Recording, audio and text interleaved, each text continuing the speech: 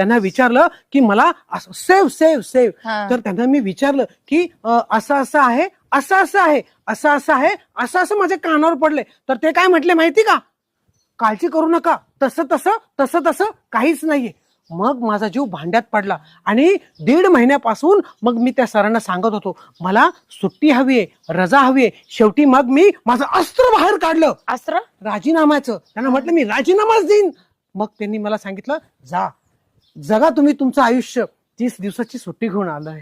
बरं झालं सरपंचने तुम्हाला सांगितलं तरी तेच लोक काही सांगत ऐकायचं नसतं हो, असं हो. काय. बरं आता बस झालं, लय बोलले तुम्ही, थकलेलं दिसतंय आता. काय मी काय करते, चहा ठेवते नाही तर लिंबू पाणी देते नाही तुम्हाला. नाही नाही आपण पोहे करायचे का, मी तुला मदत करतो. कांदा कापायला, टमाटे चालतात का तुला?